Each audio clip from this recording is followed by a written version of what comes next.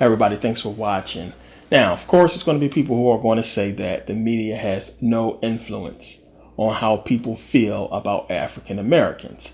But after this video, you will see clearly that the media has portrayed a negative image of African Americans over the decades in, movies, music, television, and that this image they have cast of us, of African Americans, is the driving force behind, the fear, the racism, the prejudice, the stereotypes of African American people. Now, as bad as racism seems today, it's nothing compared to racism in the 50s and 60s. But believe it or not, from the mid 60s to the late 80s, African Americans played, a positive role throughout television. And we know about the 90s where African American TV shows basically dominated the airwaves.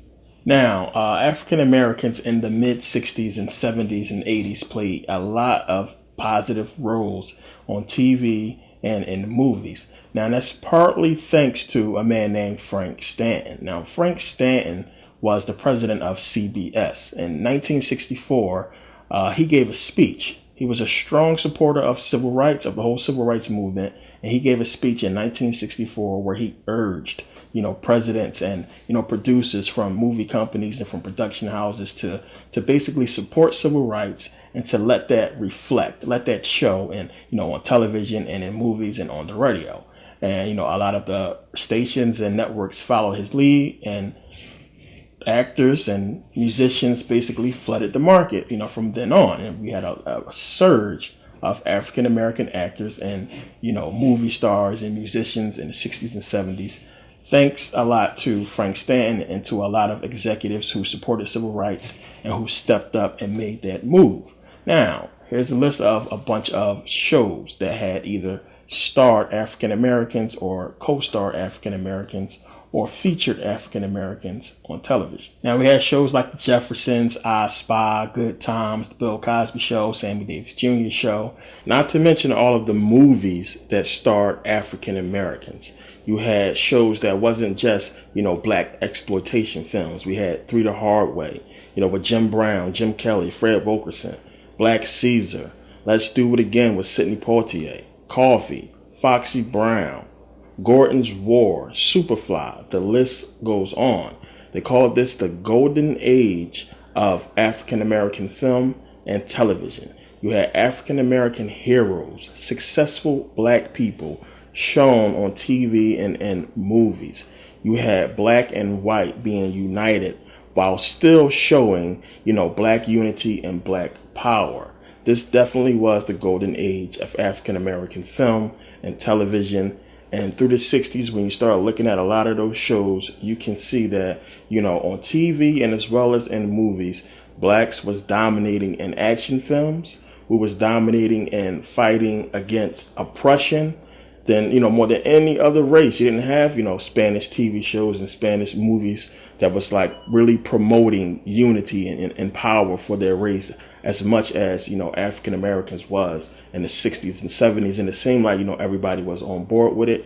You had a lot of movies that cast, white people was mostly the bad guy in all of those movies. You had a lot of movies where you had African Americans defeating a Caucasian bad guy, or the Caucasian was the head drug dealer of the movie. He was the main bad guy, and it was always portrayed as, the white man was the bad guy, and the black guy was just fighting against oppression and poverty. And, this was the theme for a lot of those shows and movies, and it really put African Americans in a positive, successful light. So when you start looking at the TV shows back then in the 60s and 70s, before we had Cops, Cops, when we watch it, it show you what's going on and, bad neighborhoods and what kind of crimes are being committed. And, in the 60s and 70s, there was no Cops. Obviously, Cops didn't come out until later, but they had Dragnet and they had Adam 12.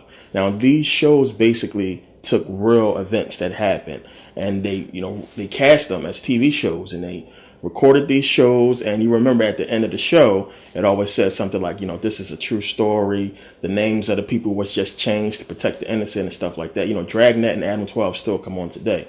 But when you look at those shows, you can see that predominantly almost every single episode was showing, white violence. It was showing, everything that we get blamed for today as African Americans, you can see back then and, in those TV shows. Before the crack epidemic hit, you had a serious cocaine problem in the white neighborhood. When you start watching those shows, you can see it. The main drug dealers was always Caucasian men. You can see women. I mean, in a lot of those shows, you see women who look like school teachers or moms, selling drugs and committing crimes. And this is what TV was showing back then.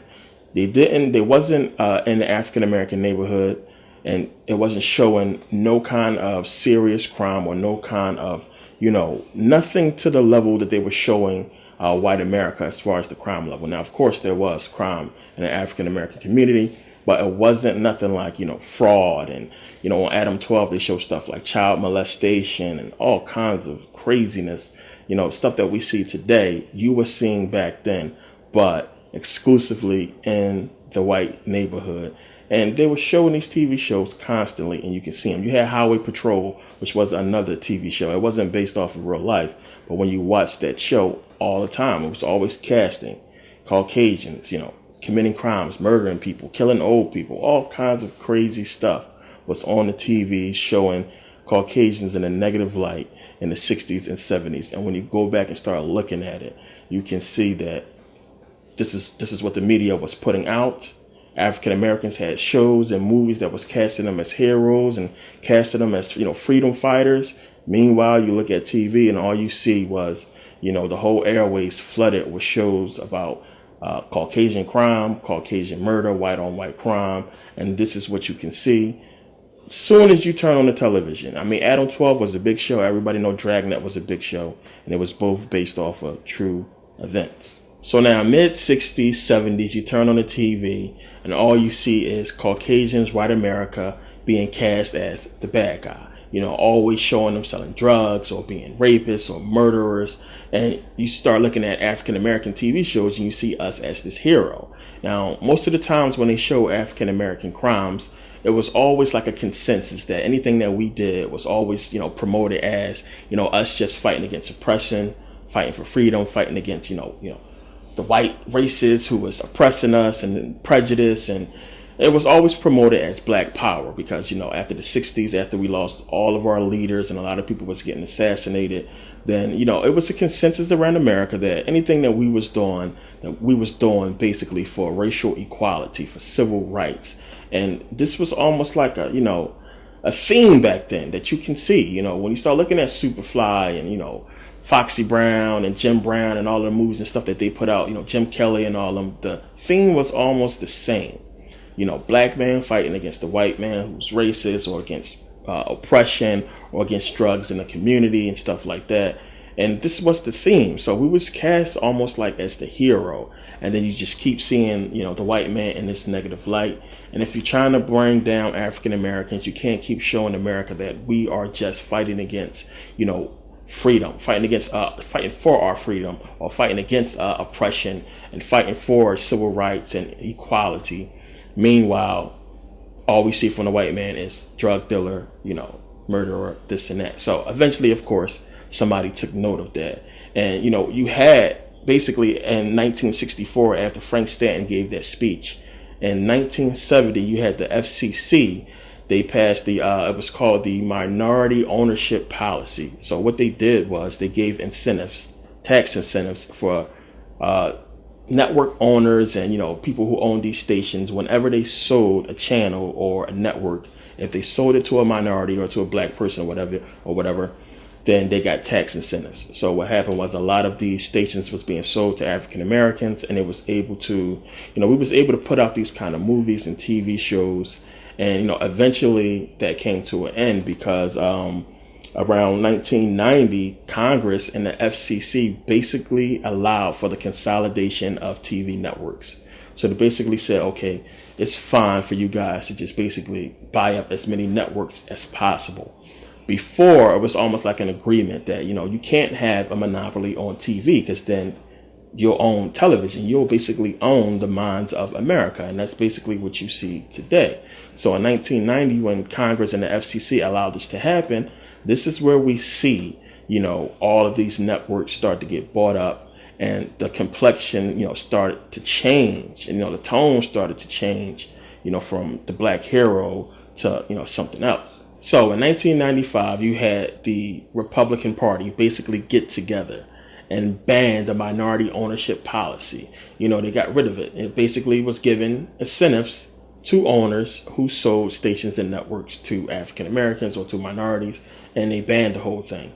So you may be thinking that it wasn't, black people who had enough money to buy a network back then, but it was. It was a lot of rich African Americans who was trying to buy up networks and TV stations because they knew how important it was for us, to put out our own image and not have somebody else, putting out the image of us and portraying us the way they see us, as it is today. So the whole thing is, if you start going back, the last 30 years, you have a lawsuit against the FCC, for discrimination or civil rights reasons. Every year for the last 30 years, there has been multiple lawsuits against the FCC for, discrimination, for, civil rights reasons. We know Byron Allen, he just sued Comcast and Time Warner, and he was claiming, he was trying to get $20 billion. They threw that shit out, of course. But he, in his 70-page lawsuit, I read most of it, and, he was telling the truth. He had all these production companies. He still have all these production companies, and Time Warner and Comcast would not give him no spot. They wouldn't give him nothing. And, you start to pick up on it. Well, what's the problem? You give Al Sharpton, who he also named in the lawsuit, you give Al Sharpton these spots and this and that, and I got all these production companies, I'm doing well, and they're not giving him anything. So he tried to sue for, $20 billion. They threw the case out, whatever like that. But, I'm not no big Byron Allen supporter. The man worth about $200-300 million. I haven't really seen him do anything for African Americans at all. But he did make a lot of good points in his lawsuit, and he was basically talking about how the image of African Americans is being controlled and how they portray us any way they want to portray us. And, it's all about gangster rap, and it's about us looking negative and not having the kind of shows that, show us in a more positive light like we used to. Now, in 1983, you had about, 50 different companies that owned, 90% of the news stations or TV stations and TV networks in America. And of course, that number got, dwindled down to just 6. They call them the big 6. You got Rupert Murdoch's News Corporation. You got Comcast.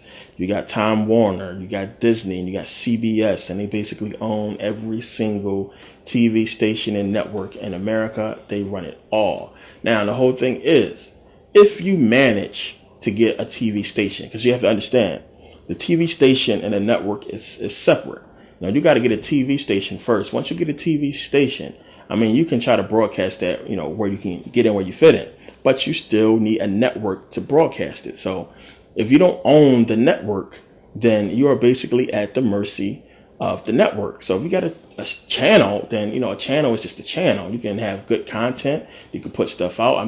Look at YouTube. You got YouTube. You're on my channel. Without YouTube, then, there is no Merkabah. There's no channel. I have nothing to put out. I can't, I can, create a website and hopefully generate traffic. But when you have a network or, a company like Google who owns YouTube, and they can put this content out and, broadcast it to the masses and promote it, and so many people can come and check out your channel and everything like that. That's a major thing. So basically, without Google, without YouTube, I couldn't really get these videos out to the masses of people. It's the same thing with TV. Without CBS, without Time Warner, without Disney, all of these stations that air on these networks wouldn't be able to, broadcast. So it is very important to own a network. Now, when you have 6 companies that control all the networks, you are at their mercy. And this is a huge problem. And this is something that has to, it has to change, especially for us African Americans, if we want to be looked at in a better light, or looked at, our image needs to be updated. I mean, you see how we are being portrayed. It's crazy. You look at Revolt TV, Puff Daddy, what he has a partnership with Comcast. Now, Diddy probably thought that when he got this partnership with Comcast, that they would probably put him in all of the markets, in all of the different states. And he's not even everywhere. He's on Time Warner, and he's being shown in LA, New York, of course, and Miami. I think he's being shown in Seattle and a few other states, but probably like altogether 8 states he's, Revolt TV is being broadcast in.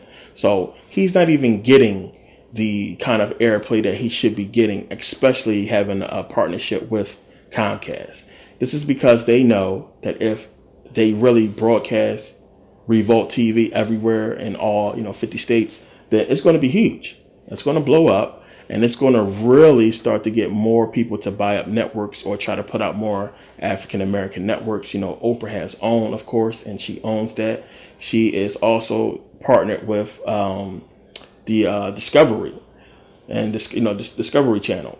She's partnered with them as well, and she still is not everywhere. I mean, she's in more markets than Diddy, but at the same time, in certain states, you can't get OWN unless you have a certain cable system or cable network or whatever. With public broadcasting, of course, you are at the mercy of the FCC. A lot of stuff is censored, and you have to follow a lot of guidelines. And of course, with paid cable, I mean, they show everything. So this is a big difference. But, if Oprah and Diddy could have put their stuff out on public TV, it would be, broadcast more to the masses. You look at Bounce TV. If any of you have ever watched Bounce TV was actually created by Martin Luther King's son, Martin Luther King III, and some Congress guy, I forget what his name, but it was created by these two. And it's shocking that they actually allowed them to have this network. And of course, you can't deny Dr. King's son, African American network, because that'd just create a lot of controversy. So they have a network, and Bounce TV, they show some good movies, a lot of back in the day movies. A lot of those movies I was talking about, like Superfly and them, you see a lot of those movies on that network.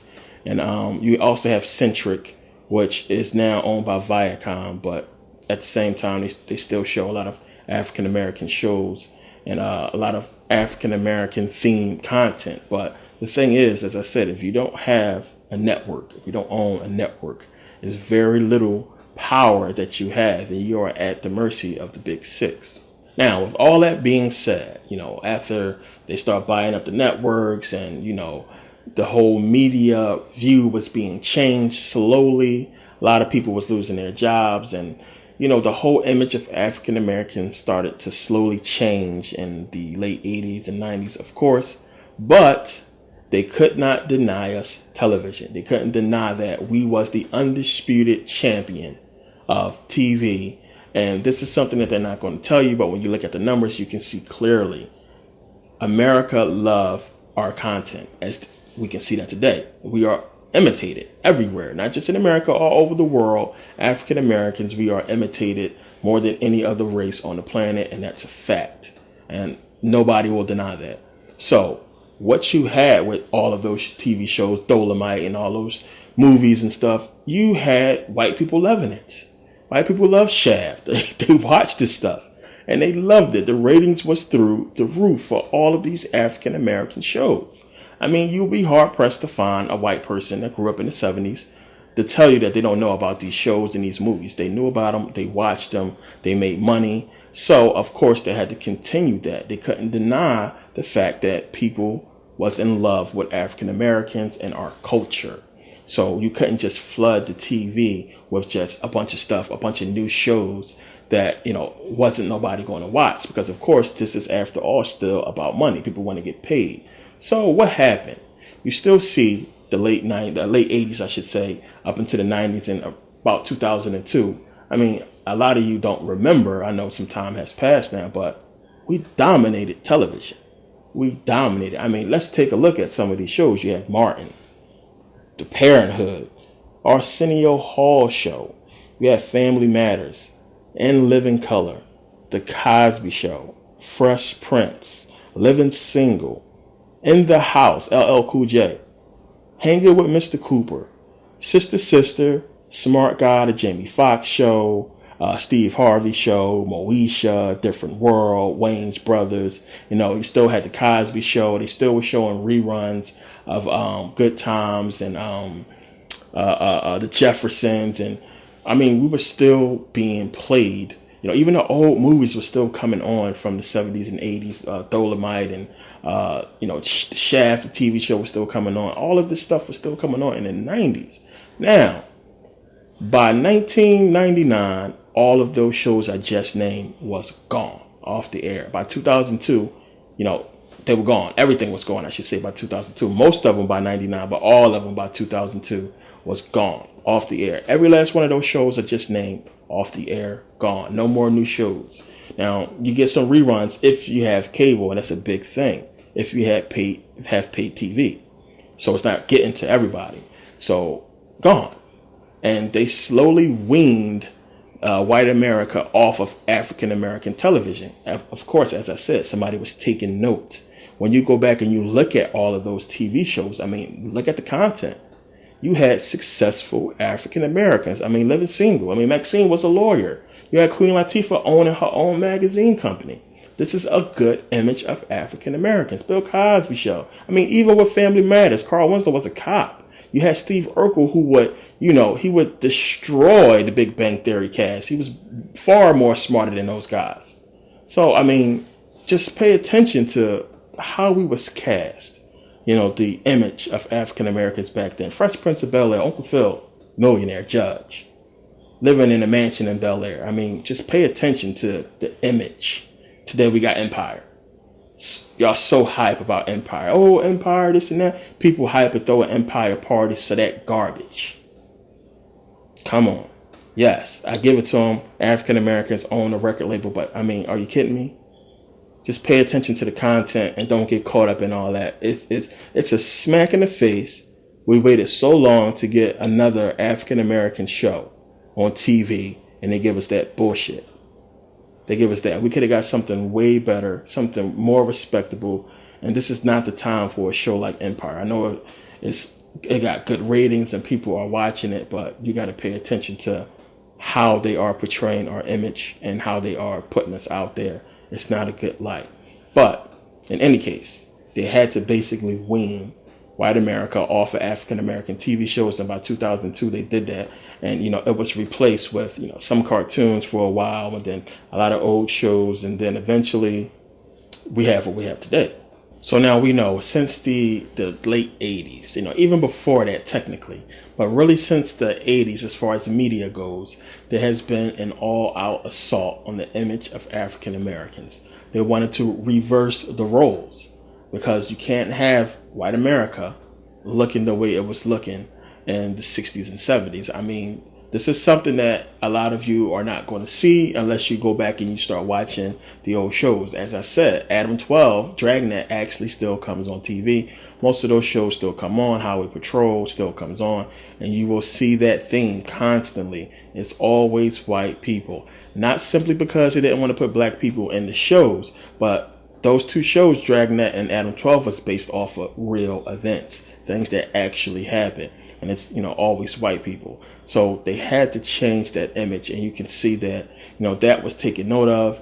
And you still have to get these networks because you got to remember, we're talking about 60s and 70s. You had, normal people owning these networks. And when Frank Stanton put out the whole speech and when he talked about, show that you support civil rights in your music and your movies and your networks or what have you, a lot of people, they loved the speech. It resonated with them. And you had owners who genuinely was for civil rights. And they wanted to make a change and, make things better. And they was bought out. So now all those people who's just rich people who own a network, who wanted to do the right thing, was bought up by these corporations who obviously had an agenda to destroy the image of African Americans. And once, crack hit, then gangster rap hit. And then they took away all of our shows that made us look, good and decent. We see what we are left with. And it's obviously clear that this is by design. But you have to really start to look at how everything went downhill, especially as far as the news media, because while you can look at Martin and, Family Matters and Cosby Show and all these TV shows, this is fiction.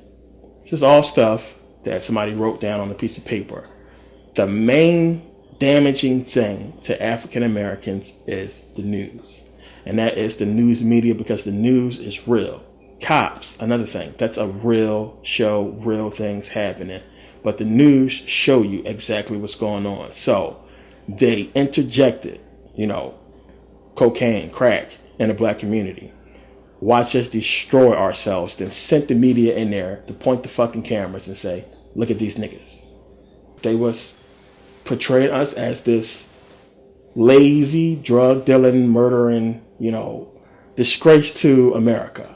Just a burden on America, and we this and that, and we all know how they talk about us. And the news media is the most influential weapon that they use to put that image out. And it has been the main reason why you can't walk down the street at night. You can't walk down the street at night and have a white person coming towards you, and you black and you got on a hood. That white person is going to cross the street 90% of the time, especially if it's a woman and she by herself. She's going to cross the street. This is why, the stereotype of angry black man has come into existence, because the media, they just casting us in this negative light. If we killing each other and killing our own people and selling poison to each other and doing all kinds of negative stuff, imagine what we gonna do. Imagine what we would do to a white person. And this is constantly in their head.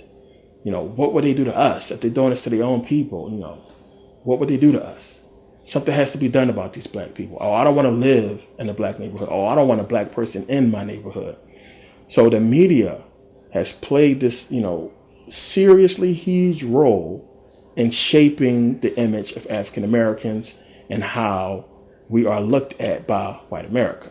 So we got to start taking note. You got to take note of this stuff. Now, if you into this whole, Black Power movement, or into this whole, conscious movement, then you start noticing things, you start picking up on secret societies. And the main theme, or the main society, I should say, that you start running into when you start doing research is the boule, or the gay boule. And I talked about them, I believe, in a previous video, but they are very important when it comes to this subject, media. And you remember when Dave Chappelle was talking about, as I said, putting on a dress and all this and that. This is a part of this whole gay boule. If you've seen the video with Richard Pryor, because this shows you how far back this stuff goes, putting on dresses and having to do gay sex favors and sex acts to get, a contract. This goes back far, because Richard Pryor was doing a roast, and, he basically, said this. Take a look and see if you can pick up on what he's basically talking about. Take a look. Next to her is what we call Miss Thing.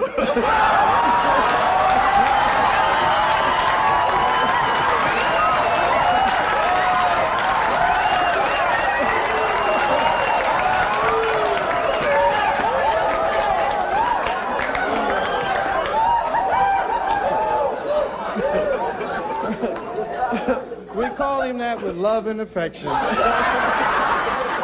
as all of us know.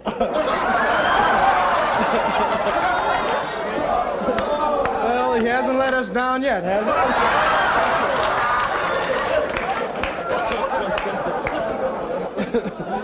he? We've been friends a long time, and I sure wish you'd return my red handkerchief, because my wife been wondering where it was. I hope it still has her perfume scent on it. But really, Paul, it's really been a pleasure working with you, because we worked together many years ago on the Red Fox show. We started writing together, and we walked into the office with the white man, and Paul what he did was sucked his dick. But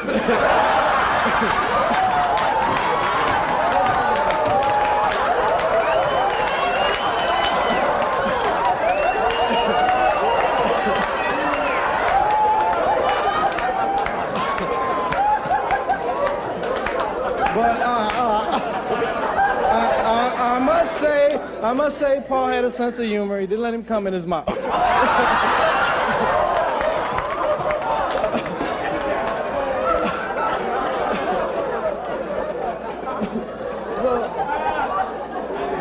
But seriously, Paul wrote most of the dialogue for everybody up here tonight, and he's a brilliant writer. And we went once to what was that man's name that we went to and we had to fight? The producer. Producer to Bill. Sheldon Leonard. Sheldon Leonard. We walked in his office. We was there for an hour together, and Sheldon Leonard picked our brains and he said, thank you, and you can leave now. And I asked for the money. and Paul said, don't do that. Don't get us in no trouble now. I threatened to kick his ass, and Paul tried to join him.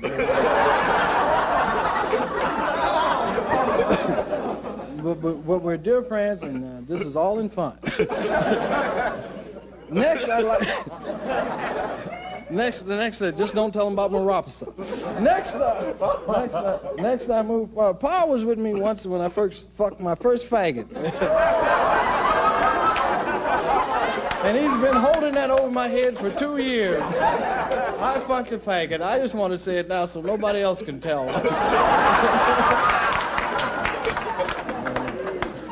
I liked it. I would have married him, but he had to go away and get an operation.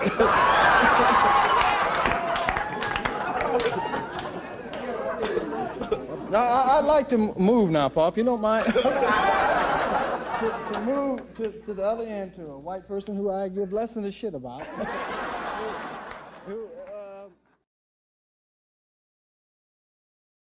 So we can see, when we started to get into this business and started to make money, and it's always that same thing people talk about when you get into the subject. When you get to a certain level, things change. You start making a certain amount of money, things change. You got to go left, you got to go right. Either you got to go with the gay stuff or you got to go with the Satan worship stuff. You got to pick a direction to go if you want to get to a certain level or stay, where you are. And this is the thing that we have been seeing. And there has been a lot of people who talked about the gay boule. Steve Coakley kills that. Show a video in a second. And it's a lot of things you pick up on when you start examining, this whole boule and what's taking place within it and how big it is. I mean, when you start noticing the people who are involved in it, and that these people have meetings, they have a lot of meetings here in Philadelphia, by the way. And these are people who are prominent, businessmen and scholars, people who have graduated from universities and, fraternities, real well-known fraternities. And this is what happens. You have these corporations or this secret society bring them in because they know they're going to be successful, and they use their success, to destroy our image and to basically control what takes place and what happens in the African American community. We know that's what Al Sharpton does. We know Jesse Jackson. This is what they are all about, controlling us. When something goes down, they come out to make sure that we don't go the right direction. They want to make sure we go the wrong direction. We do the wrong thing. And I was speaking with somebody who was talking about the Million Man March. I believe it was my friend Haru. And the whole thing is, you got to think about it. And the Million Man March, if we are supposed to be such angry black people, and we're supposed to be so violent and going through all these things, and they claim we are just not stable. Something is wrong with us. We are violent. You just seen them broadcast all of this stuff on TV about the riots after Freddie Gray and the riots after in Ferguson, and we're supposed to have been rioting and destroying property. If we was doing all of this, right, if this was the case, we're supposed to be so negative. And I believe it was my friend Alicia who I was talking to about this, by the way. Shout out to Alicia. If we're supposed to be so violent, then why would they allow us to have a Million Man March? I mean, think about that. Are we supposed to be so dangerous? We're supposed to be so violent. And, we're supposed to have been rioting and destroying communities. Why would they allow us to have a Million Man March when you have a bunch of black people march in Washington, Washington to march and to talk about them and how they are oppressing us. Why would they allow that? Why would they allow that to happen? I mean, the message that has to be put out at something like that has to be geared towards their agenda, because it's the only way they will allow it to happen. And as I talked about before, you have to understand this agenda that the media has been pumping up of black versus white and everything like that. It's a part of their agenda. The media is bombarded. They flood it with anything racial that takes place because they want this race war to kind of grow and escalate. And listen, I'm going to tell you from experience, when I came back to Philly, you know, I'm shocked at what I've seen. I'm shocked at how diverse West Philly has become or is becoming, and how I'm seeing I was in a Chinese store at like 11 o'clock, and I go in a Chinese store, and it's white people in the Chinese store. You know, it's not a good not a safe neighborhood, I should say, but they in there. And I'm like, okay, you know, they probably stopped by, you know, drove up, wanted to get something from the store real fast, and then they're going to be out. But then, I mean, this is like the second day when I came home. I ain't been here in about 3 years. So I'm noticing, you know, as the days go on, it's, you know, a bunch of white people here and, you know, Asian people in this community. And it's like, what? Never thought I would ever see the day. When I went to my supermarket I used to go to, always black people in there all the time. Go in there, diverse. Black, white, Asian, Hispanic. I'm like, what the fuck? And obviously here, I'm going to tell you, if somebody else in Philly has seen different, let me know.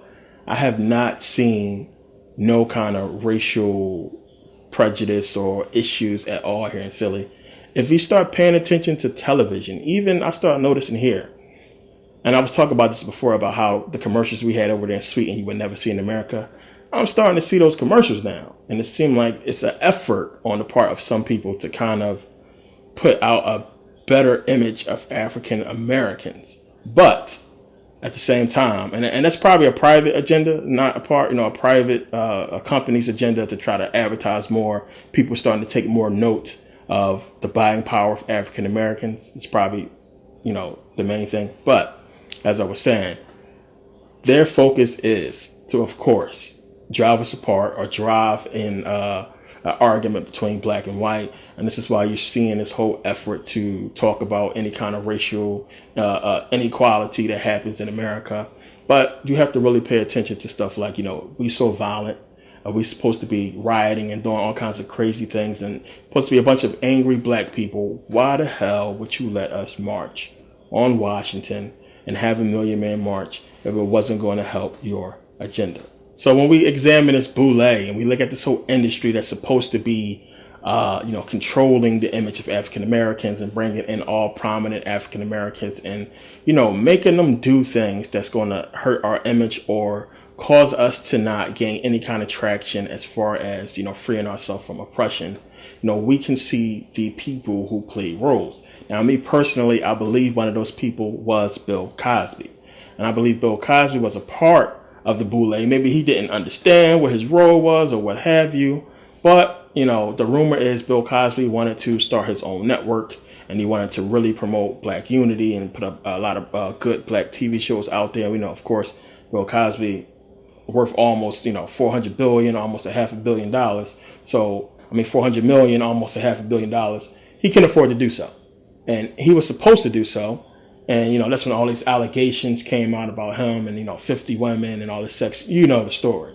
So this is the type of things that happens when we try to gain some kind of hold in the media. You know, Byron Allen ain't sued for $20 billion for nothing.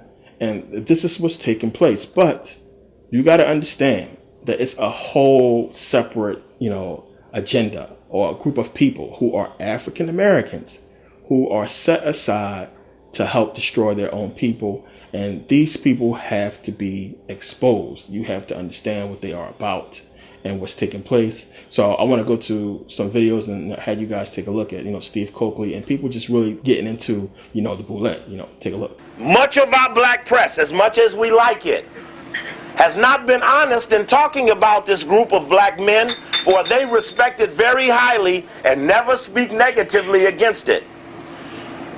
We also know that we've had many black people who've been a member of it and have never ever broken the code or the creed and spoken to one who was a non-member.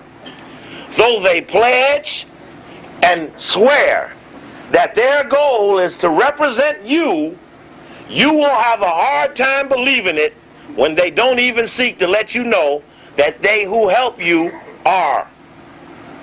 And so, in July 17th, 1990, July 18th, 1990, the Los Angeles Times did a front page story on the left column. This elite fraternity of black men were described in the article as being influential, as being somewhat like Skull and Bones at Yale. And as it said these things, I was a little in awe, as the others, brothers in African Minds United and the Coalition Against Black Exploitation, as we all were intrigued by the fact that this group of men could have been in existence and we not know about them. And even other brothers and sisters. I remember talking to a brother who had been National Executive Secretary of Sigma, Phi Beta Sigma, been in fraternity land 37 years, had heard nothing of the Boule ever, though its founder had been a member. And so, as we began to talk about it with other people around the country, we began to realize that people didn't know about it. How you doing, Brother Warren? And not knowing that people didn't know about it, we just assumed that it was incidental, that everybody must know something about it, and that it was not mysterious or connected to all of those other things we had previously been talking about, like Cecil Rhodes and Baron de Rothschild and all the Halls of Haters, the ADL and the Diamond Jewish Connection. We've been talking about the Trilateral Commission, who is responsible for this economic summit that you'll be seeing on TV the next 3-4 days. You need to know that. Anybody? Carl Rowan came on the radio right here in LA. And my friends jumped him, because we jumping them in every city. And when they jumped him, he said the Trilateral Commission ain't done nothing. But the Trilateral Commission went to the president and had him set up the annual economic summit starting in '76, France. So when you listen to how your destiny of your country, they say, rides on that meeting, you wonder how Rowan could make such an allegation, but knowing as a Boule in Washington, D.C. Epsilon chapter, his goal is to never speak of the high, white, and mighty whom the Boule, all 3,300, are sworn to protect. Yes, these brothers that we are pushing up against the wall have taken a sworn oath that they will never expose the whites that they know actually run the world. They, in ambition and in deference to liberation and respect of the race, have agreed to maintain the status quo of white supremacy, which has two levels of white supremacy: a local, limited, parochial side, the Ku Klux Klan, the Reardons, the Kenny Hans, the local clans, but has a powerful, more mighty upper crust, which probably would include Occidental Petroleum and Arco and Exxon and Mobil Oil and the Rockefeller Foundation and other influential, wealthy families and institutions. So what we're talking about is, why haven't you heard of those people who are in the secret society? It's because the people who you look to, who you would most suspect would tell you, have sworn that they never will. And because of that, that leaves the sub-leadership, the other group of people that you like a lot, that leaves them to tell you, the heads of the various organizations as you know them. But if you've listened to them, they have never said of these black men, for that they did not know. Which means that Malcolm, we know, knew of these men. We know Marcus Garvey knew of these men because their crowning, most outstanding achievement was the physical elimination and castigation of Marcus Garvey, and the insistence and the climate setting that brought about the death of Malcolm X. For both of those men, international in perspective and insight, were a threat to the very whites that they're sworn to protect. You don't get killed for any other reason than jeopardizing the whites of the whites that run the world. Martin King, who was a boule, met the bullet not for the civil rights thing, but for the international war thing that got 2 Kennedy boys killed also. So we're looking at a group of men who have protected murderers. So what is the crime of this boule? As we allege, as many of them say, why do you step to my doorstep and accuse me of these things, of which I know not? But their so-called limited understanding is in fact defiance and woven into the oath that they swear that they will never even act like they know who these people really are. This is the founder of the boule, Henry Minton. If this was color, you'd see he's light, almost white. Because in the early aspects of the organization, there was a lot of that. Henry Minton is the founder and so-called pioneering spirit. Brother was kind, knowing I needed a pointer. Of the organization Sigma Pi Phi, the head man of the organization is called the Grand Sire Archon. A-R-C-H-O-N is what a member is called after they have been inducted. They're an Archon. He was the Grand Poobah from 1908 to 1909. Then became Grand Sire Archon Emeritus. The Grand Sire Archon is the head of the national boule. The head of the local boule is called Sire Archon. So the head of the LA chapter is Sire Archon. A member in any boule is called just Archon. So as Archon is a member, Sire Archon is the local head, Grand Sire Archon is the only head, the titular head. The Grand Sire Archon and those other top positions of the boule have absolute and supreme authority over every boule chapter, which are called subordinate chapters. Every subordinate chapter of the boule is compelled to respond to the wishes of the Grand Sire Archon and the executive committee. This is a discussion about what Minton was thinking about in 1904 when he wanted to set up the organization. This is from the History of Sigma Pi Phi. That's the history book of the organization. The History of Sigma Pi Phi. It's written by an alpha named Charles Wesley, who wrote the history book for A Phi A as well. Didn't he? Didn't he? And then the alpha's here. And yes, okay, he did write it, yes. In that, he said, in summary, Minton wanted to create an organization which would partake, in his own words, of, quote, the tenets of Skull and Bones at Yale. Now, in the July 18th article on Skull and Bones, on the boule in the LA Times, and I'm going to show you the original article that we first found on the subject, and I want to show you what it says, because in the article you get the impression. And I just want to, when they say Skull and Bones at Yale, that's what they're talking about. That's the logo for Skull and Bones at Yale. Now, who would want to be patterned after that? Because that doesn't look positive to me. Now, you're already a damn Greek. Now you done went and got some poison. So that's a double header. Okay, I'm looking for you this opening article. Here we go. This is a little hard to see when I'm up here, so it's a little difficult. Let me take this off. It's a little warm in here. It's even warmer up here. This is the original LA Times article. Everybody see that? Did you see that when it ran in 1990? You did see it.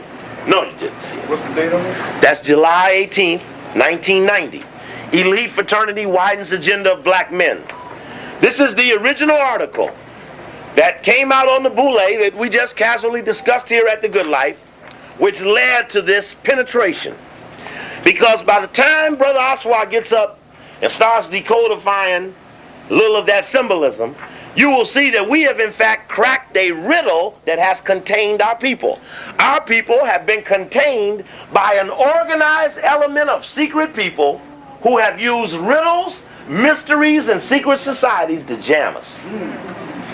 And what we are doing is we are unlocking or decodifying the mystery, because once decodified and exposed, those who are secret in the light will not be as effective, which must be our goal, since liberation is not theirs. You can't liberate as a Greek. You can't liberate in the name of Greece. So everybody say, well, you know, Steve, is really a black thing. It may be, but you ain't gonna liberate called A5A. Now, watch this. Now come the men of Sigma Pi Phi, a once secret black fraternity,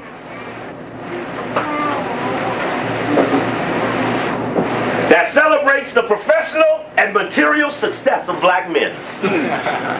Have we had much material success? Well, anyway, you can just see how they spend their time. They have every year, they have big picnics, big annual picnics every chapter. We need to find the park. So as I said, you know, they are not just going to pass some kind of law or pass some kind of, you know, do something that's going to allow us to surpass them in power and success. We have to really work hard to come close to doing that, because you have to understand, as long as we do it the right way, they can't stop us. As long as we try to do it, they can't stop us, because everything is played out on, you know, a grand scale, you know, with things like YouTube and, you know, free media, the internet and everything like that. You know, we can really be heard. We can put out the truth. We can get our information out there, and they can't stop that. They're trying to, but they can't. So if we make the effort to change our image, it's nothing they can do to stop it. We just have to do it. But you don't know who you can trust. You have a whole organization, a whole secret society of African Americans dedicated to controlling and destroying the image of other African Americans. Sellouts. And if you don't think your favorite rapper's favorite rapper and your favorite rapper is involved, then you are blind. These people, whether they know it or not, are a part of an organization that is designed to destroy the image of African Americans, and they take money for that. These people know what they are doing. They know that, I mean, if you sit down and look in the mirror, you know what you are doing is not good for the image of your people. And some people don't care. You know, we as African Americans, and, you know, white people as well, we are willing to let a lot of shit slide in the name of fun. You know, we don't want nobody talking bad about the club and this and that and our music, because that's fun to us. When you take away fun, you know, what else do you have? People want to have fun. They don't want somebody in their face telling them their fun is not good for them. But in our case as African Americans, we know we could put out better music and still have fun. We've done it. It don't have to be negative gangster, shoot 'em up, kill 'em type music that we got to put out to enjoy ourselves and have a good time. It's a lot of good music, even from, you know, from Jay-Z and from a lot of your favorite rappers who put out songs, put out records that was not violent, that was good, you know, good records. You know, it don't have to be so negative all the time. But we got to look at this and say that this is the reason why white America has an issue with African Americans. Because if you do not live in an African American community, if the only place you get your view on African Americans is the news and TV, then of course you are not you're not going to like us. You're going to think there's something wrong with us. You're going to think we got issues. We're just violent, lazy, drug addicted people with problems. And this is the issue with white America, because they get their image of African Americans from TV, because they're too damn scared to come into the neighborhood or to do research and to see why things are the way it is. And we sitting out here and we screaming, it ain't us. We trying to do what we can do. We've done what we got to do to survive. When we scream that, it's not heard.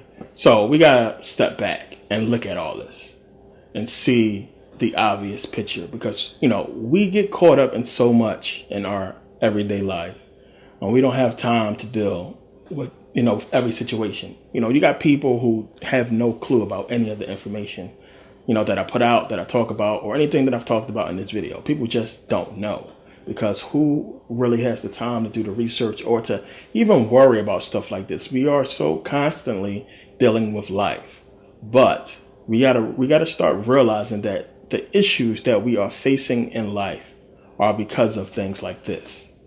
And since we don't know about things like this, we can't deal with the issues, truly deal with the issues that we face in our everyday life. I mean, you have a whole organization, secret society of African American people, prominent people. If they are taking our successful black men, the apex, the epitome of what we are trying to accomplish as African Americans, if they are taking these people and putting them in secret societies to control the success of the rest of us, or to control the image or the direction of our entire race, it's something we have to address, and we have to really know who our enemy is, and understand it's not always the white man. Not always the white man. We got to pay attention to these sellouts. A lot of you call them your hero. You look up to these people. You listen to their music. You praise these people. You worship these people more than you do your God. And these people have signed contracts and taken oaths and entered into agreements, into secret societies dedicated to destroying you. Destroying us. And it's sick, frankly. I mean, it's fucking crazy when you think about what we go through just because our image. Y'all think it's about the color of our skin. It has nothing to do with the color. This just identifies us as one of them. If our image was cast as successful people, you don't see people looking at, Asians get, discriminated against, of course. But ain't nobody saying, look at that yellow Asian because of he a crack dealer or he's just stupid. No. They are the number one superpower in the world today, China. So you can't look at them and really say that. But they can control their image. They control their image. We're not controlling our image. So people look at us and they associate this skin color with an image. And that image is one of, murder, rape, drugs, violence, stupidity, poverty. And we have to start paying attention to how we are being portrayed and stop helping them destroy our image with these stupid videos we keep posting and sharing all throughout social media. And we have to understand that this boule, these people who you look up to, they are your enemy and they are not your friend. And it's the same thing that happened in Kemet, which is why, as I said before in the video, why they use that logo. That says a lot right there. And I talked about it in a previous video. But you have to really grasp the power of the network, the Big Six, and how they have the ability to really, destroy our image. They can completely keep us out of the media in any kind of positive light. And they have basically successfully done that. And I can't blame certain people who look at the media and look at TV and they say, damn, look at these niggas. What's wrong with them? When we are sitting there showing them what worldstarhiphop.com and all these videos, we are showing them exactly what the media is saying about us and making it true. We are proving to them exactly what the KKK says about us. We just stupid, ignorant Negroes destroying America, this and that, blah, blah, blah, violence. And then we go and we prove them right by sharing these videos and aiding to, their attack against the African American image. So, of course, as I said, if you don't live in a black neighborhood, obviously they're going to go with the image that they're seeing on TV. And it's going to create a situation where you have people looking down at us or saying we are the cause of all of the problems in the African American community. And we all know that it's deeper than that. So, bottom line, we have to start being more conscious of our image and understanding the media's role, because these people are bought and paid for. They are paid to make us look bad. And we need to really start making a conscious effort to get more media out there of positive African American activities and events that we do, things that we do. Which is why I don't knock no black person on YouTube who putting out any kind of, conscious information. I don't hate on nobody. I don't talk against nobody that's trying to make an effort to put out, good information. And, I can't stand it when a lot of people come here and have negative things to talk about as far as the video goes. And it takes completely away from the overall message. Some people, I get a lot of comments from people who say, well, I would have said this. Okay, well, good. Say that. You put out a video.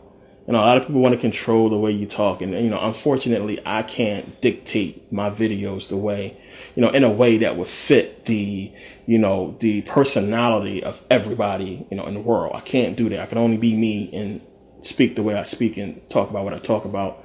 And in the manner that I talk about it. Like I said in my very first video, if you remember, I said, this is not me.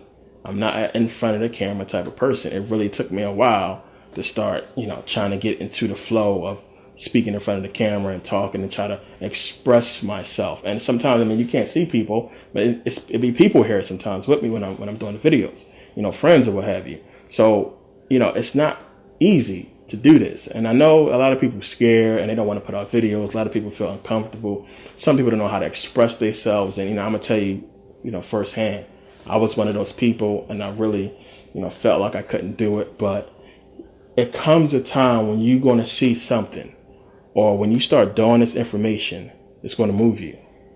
It's something's going to happen inside, and you're going to get so angry that you feel like, fuck this. I got to say something. And that's what happened to me. I said, you know what? People are not going to figure this out. People are not going to understand this. And I felt like, as being a scholar, being a person who is really into books, really into studying, that I had to tell people. And like I said, I know you guys feel the same way. That's why you share the videos. That's why you do what you do. You do your research because you feel like, I gotta tell somebody about this information. Y'all gotta see this. Oh my God, you gotta watch. Because you feel like it's something in you that makes you want to get the information out. And this is how I felt, when I started doing these videos and I said, I gotta say something. So, my final word is to urge people to, look within yourself, take that time and, put out a message, put out the videos. Some people have talent. Some people know how to act. Acting is a talent, whether you accept that or not. It is. It's a skill. You can act, you can sing, you can rap, whatever you can do. Use it. Use it. Do something positive. Put the information out in whatever way you can do it to get it out there.